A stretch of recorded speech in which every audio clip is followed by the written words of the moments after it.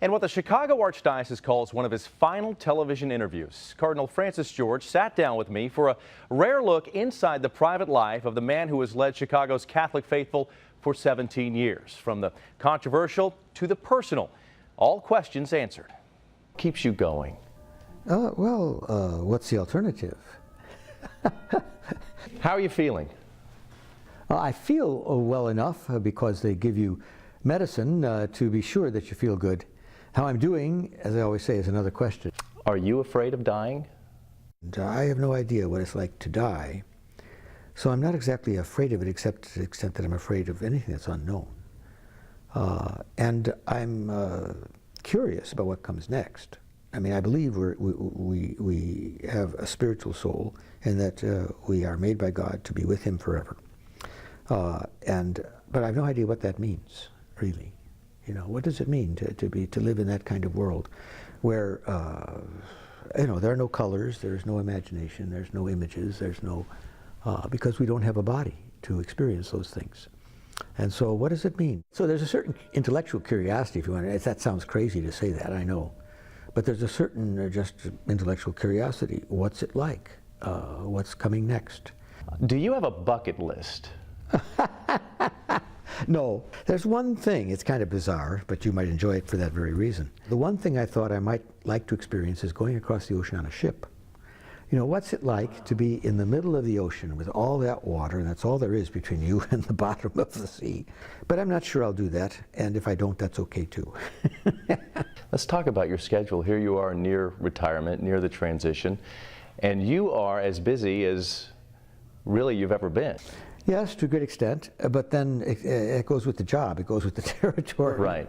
You know, if you're going to do the job, you have to do the job. Looking back, is there anything that you would have done differently, or any, I hate to use the word regrets, but do you have any of those?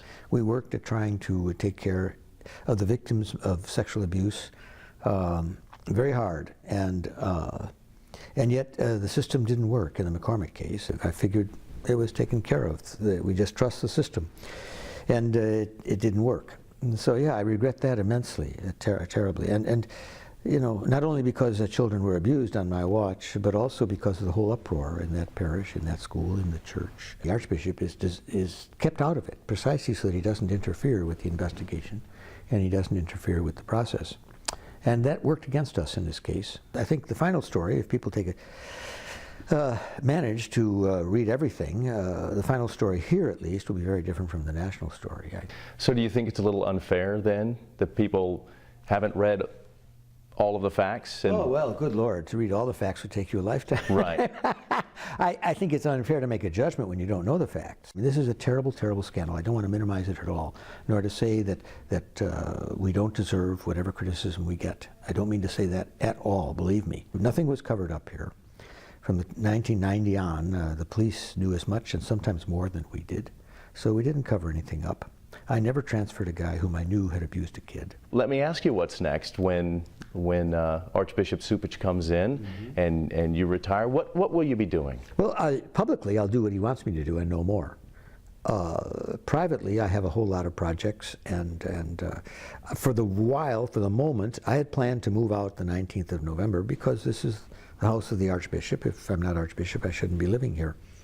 But he's not going to move in here, as he said, and he has suggested to me that I stay here until we know whether my health will stabilize or not. This is very kind of him to do that. And so I will stay here at least for some weeks, maybe months, maybe more. I don't know, we'll see. Now, the Cardinal was not only in good spirits when we met, he also seemed to be in good health. And while he admitted that his 17 years was not perfect, he told me that he is hearing from people from all over the world as retirement nears. And for the most part, people have been very, very kind. And one thing that struck me, Dawn, was that of all the things that he's been through, 17 years and his on and off battles with cancer, he seemed to be at peace with where he is right now, with pending retirement.